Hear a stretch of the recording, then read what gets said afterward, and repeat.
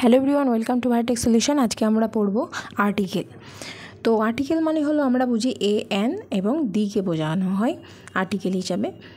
তো এই আর্টিকেল কিন্তু একটা ভীষণ ইম্পর্ট্যান্ট ওয়ার্ড বলতে পারো ইংলিশের, যেটার নলেজ আমাদের থাকাটা খুবই জরুরি।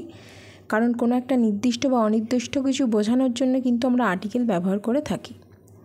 তো যেমন ধরো একটা কুকুরকে বোঝানো হচ্ছে, তাহলে আমরা কী লিখব? A dog. ঠিক আছে। একটা অ্যানিম্যালকে বোঝানো হলো an animal, A boy, a house, an arm. এগুলো সব বোঝাতে যে কোনো একটা জিনিস নির্দিষ্ট বা অনির্দিষ্ট করে বোঝানোর জন্য আমরা আর্টিকেল ব্যবহার করে থাকি। তো আর্টিকেল কিন্তু দুই টাইপের হয়, এক হলো ইনডিফিনাইট আর এক হলো ডেফিনাইট। এগুলো আমি উদাহরণ দিলাম। তো এখন আমরা জানবো যে correct use of indefinite article, মানে এ এন এর যে অ্যাকচুয়াল কোথায় বসবে, কোথায় দেখলে আমরা বুঝতে পারবো এখানে এ বসবে না অ্যান বসবে, সেটাই এখন জানার। তো ব্যঞ্জন ধ্বনির যদি প্রথমে শুরু হচ্ছে দেখতে পারি ব্যঞ্জন ধ্বনি দিয়ে, তাহলে কিন্তু আমরা সেখানে এ বসাবো। যেমন দেখো, এ toy, a child, A chair, A bag. ঠিক আছে। সেকেন্ড রুলস হলো, প্রথমে যদি স্বরবর্ণ থাকে তবুও সেটা ব্যঞ্জনধ্বনির মতন উচ্চারণ হয়, যেমন ইউ বা ওয়াইয়ের মতন শোনায়, তখন তার আগে কিন্তু আমরা এ বসাবো। যেমন দেখো, a European, A one eyed man, a unique story, A uniform, a university, A you, A 1 rupee note, a useful book, A one act play. তো এগুলো সবই দেখো যে এগুলোর কিন্তু সবগুলোতেই দেখো প্রথমে ভায়োল থাকলেও ই কিন্তু একটা স্বরবর্ণ ভায়োল। ঠিক আছে।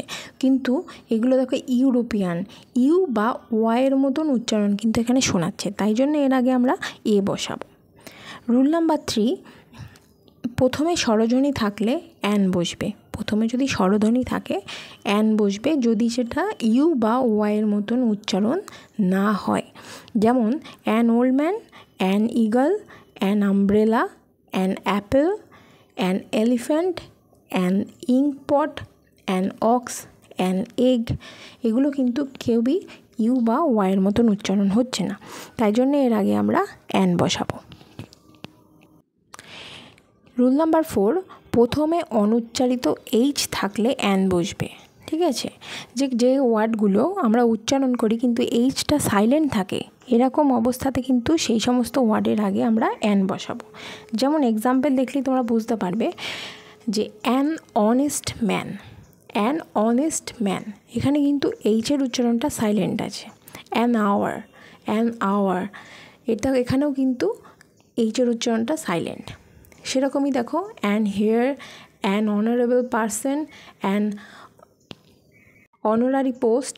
ঠিক আছে। এখানে সবগুলোতেই কিন্তু এইচ সাইলেন্ট আছে।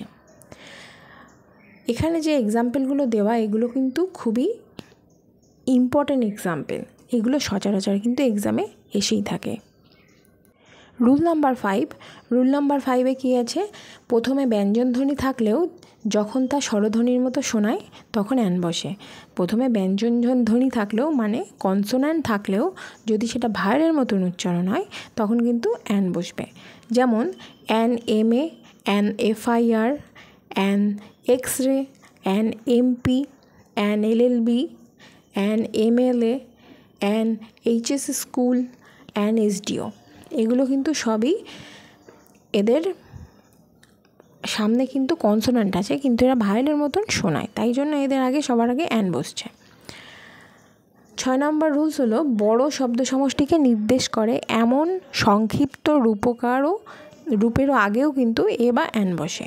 যেমন দেখো, Smith is a flag employee. এখানে ফ্ল্যাগ হলো একটা অ্যাব্রিভিয়েশন, একটা বড় সেন্টেন্সের অ্যাব্রিভিয়েশন। ফ্ল্যাগের ফুল ফর্ম হলো foreign language association of Georgia. তো এই যে বড় বড় যে ইয়েগুলো শব্দ সমষ্টি, এইগুলো যদি অ্যাব্রিভিয়েশন হিসাবে বসে তার আগে কিন্তু এ বা অ্যান আমরা বসাতে পারি, সেটা ভায়োল এবং কনসোন্যান্টের উপরে বেস করে। পরেরটা আছে দেখো, yesterday Shabana meet an IGNOU lecturer. এখানে ইগনু কিন্তু একটা অ্যাব্রিভিয়েশন আছে। তো এই বড় বড় শব্দ সমষ্টির আগে কিন্তু ভায়েল এবং কনসোনেন্ট কোনটা আছে সেই হিসাবে আমরা এ এবং অ্যান বসাবো। রুল নাম্বার 7, যদি কোনো নাউনের আগে অ্যাডজেক্টিভ ব্যবহৃত হয় তাহলে কিন্তু আর্টিকেলের আগে বসে। যদি কোনো নাউনের আগে অ্যাডজেক্টিভ ব্যবহার হয় তার আগে কিন্তু আর্টিকেল বসবে। যেমন দেখো, Soumi has a beautiful frock. তো এখানে বিউটিফুল কি? অ্যাডজেক্টিভের আগে কি বসালাম? আর্টিকেল এ বসালাম। তন্ময় ইজ অ্যান ইন্টেলিজেন্ট বয়।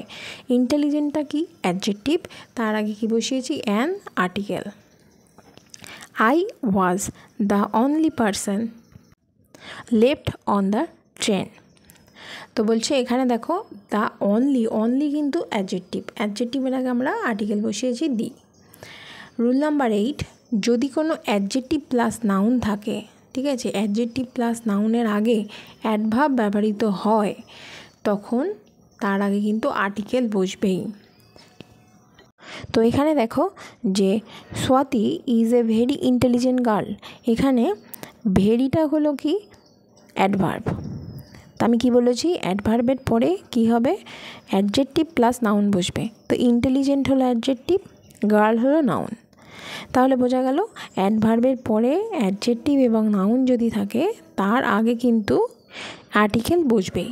এখানে কি বসেছে? এ বসেছে, এ ভেরি ইন্টেলিজেন্ট গার্ল। তারপরের এক্সাম্পল দেখো, it was an absolutely different approach. তো এখানে অ্যাবসলিউটলি হলো অ্যাডভার্ব, ডিফারেন্ট হলো অ্যাডজেক্টিভ, অ্যাপ্রোচ হলো নাউন।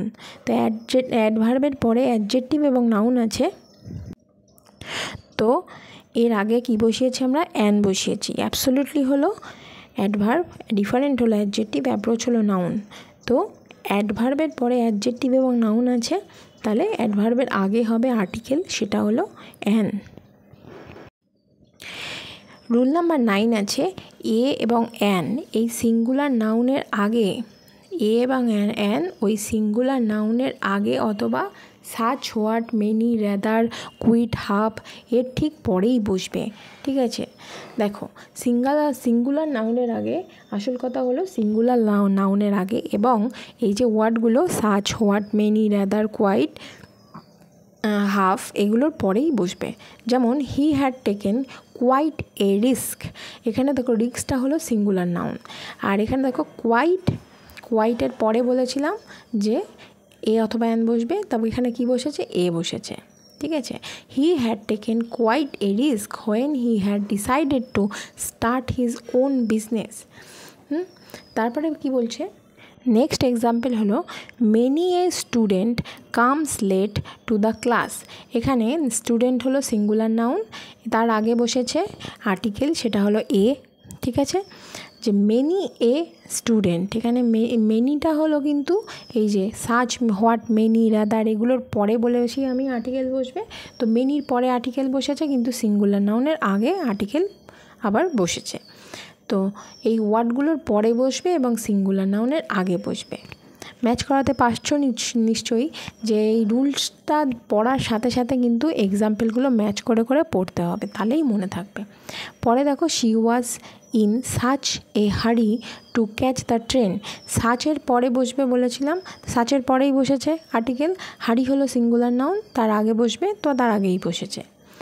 নেক্সট হলো রুল নাম্বার 10, যখন কোনো প্রপার নাউনকে কমন নাউন হিসাবে ব্যবহার করা হয় তখন কোনো নির্দিষ্ট গুণ বা বৈশিষ্ট্য যদি প্রকাশ পায়, ঠিক আছে, তখন সেই প্রপার নাউনের আগে কিন্তু এ অথবা অ্যান বসে। যেমন দেখো, she looks like a Cinderella. Cinderella কি? সিন্ড্রেলা মানে একটা কাল্পনিক ক্যারেক্টারকে বোঝায়, যেটা বাচ্চাদের খুব ফেভারিট ক্যারেক্টার, সবাই ওই সিন্ড্রেলার মতনই হতে চায়। তো এটা কি? এই যে কমন নাউন হিসাবে বোঝানো হয়েছে, আর একটা নির্দিষ্ট গুণ এবং বৈশিষ্ট্য প্রকাশ পাচ্ছে সিন্ড্রেলার থেকে। তো তাই জন্য কি হচ্ছে? তাই জন্য এই সিন্ড্রেলার আগে কিন্তু এ বসছে। তো এই সিন্ড্রেলা যেহেতু সিটা কনসোনেন্ট, তাই জন্য এর আগে এ বসছে। তারপরে বলছে Sherlock is living in my neighbourhood. এই শার্লক আমরা সবাই জানি, শার্লক হোমসের গল্প জানি সবাই। শার্লক এখানে কিন্তু একটা ক্যারেক্টার, একটা কমন নাউন হিসেবে ব্যবহার করা হচ্ছে, এবং শার্লকের প্রচুর গুণ এবং বৈশিষ্ট্য, ক্যারেক্টারিস্টিক্স আমরা জানি, ওটা কী জিনিস এবং কতটা ইন্টারেস্ট মানুষের কাছে সেটা আমরা জানি। তাই জন্যে এইগুলো কিন্তু একটা প্রপার নাউন হিসাবে এখানে ইউজ হচ্ছে, তাই জন্য এর আগে এ অথবা অ্যান বসছে। এরপর আসছে দেখো URA টেন্ডুলকর। সচিন তেন্ডুলকরকে আমরা সবাই চিনি, তো উনি একটা সবার কাছে আইকন, তো উনি একটা প্রপার নাউন হিসেবে ইউজ হচ্ছে, তো তার আগে এ বসছে। Ishan thinks he is an Einstein.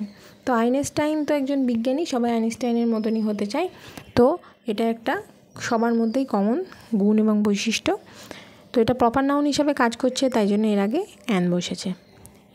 এছাড়া রুল নাম্বার 11, এ অথবা অ্যান, এই যে ওয়ার্ডগুলো দেখছো, ডজন, 100, 1000, মিলিয়ন, স্কোর, কাপল, এটসেট্রা, এই সমস্তর আগে কিন্তু বসবেই, ঠিক আছে। যেমন দেখো এই ওয়ার্ডগুলো কিন্তু তোমাদের মুখস্থ রাখতে হবে, তাহলে খুব সুবিধা হবে।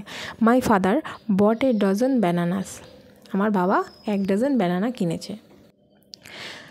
Rumi has a 1000 rupee. Rumi has a 1000 rupee. এখানে প্রথমেই বলে দিয়েছি ডজন, 1000, 100, মিলিয়ন, স্কোয়ার, কাপল, এই সমস্ত ওয়ার্ডের আগে সবসময়তে এ অথবা অ্যান বসবে, তো তাই বসছে। দেখো 1000 গ্রাম মেক্স এ কিলো। এরপরে আছে দেখো অ্যান ওয়ান্স ইজ এনাফ। ওয়ান্সের আগে কিন্তু অ্যান বসবে, যেহেতু ওটা ভায়োল আছে, তো তার আগে অ্যান বসবে। তারপরে আছে রুল নাম্বার 12, ভগ্নাংশ যখন ভাষায় প্রকাশ করা হয় তখন তার আগে এ বসে। ভগ্নাংশ যখন ভাষায় প্রকাশ করা হয় তার আগে এ বসবে। যেমন 1/2 কিলো রাইস, কি আছে 1.5 কিলো রাইস, 1.5 কিলো রাইস। তো এখানে কিন্তু এই যে দেখো 1/2 কিলো বোঝাচ্ছে, তো তার আগে কিন্তু এ বসলো, তার কারণ আমরা বলেইছি ভগ্নাংশ যখন ভাষায় প্রকাশ করা হবে তখন তার আগে এ বসবে। তো ভগ্নাংশ ভাষায় প্রকাশ করা হচ্ছে এখানে 1/2 কিলো, তাই জন্য এ বসছে। তারপর বলছে 1/3কে আমরা বলি এ থার্ড বা 1/3, এ থার্ডও বলা যায়, 1/3ও বলা যায়, দুটোই কিন্তু ঠিক হবে। এখানে আর্টিকেলের যত নর্মাল রুলসগুলো হয়, যেগুলো মেনে আমাদের আর্টিকেল দেখে চিনে তার আগে এ অ্যান দি বসাতে হয়, সেগুলো কিন্তু সবই এই ভিডিওতে কভার করার চেষ্টা করেছি। এরপরেও যদি কারোর কোনো ডাউট থাকে তারা অবশ্যই আমাকে কমেন্টে জানাতে পারে।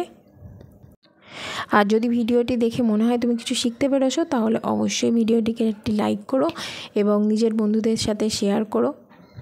আর আমার ভিডিওগুলোতে যদি তোমার ইন্টারেস্ট লাগে তাহলে অবশ্যই চ্যানেলটিকে সাবস্ক্রাইব করে রাখতে পারো।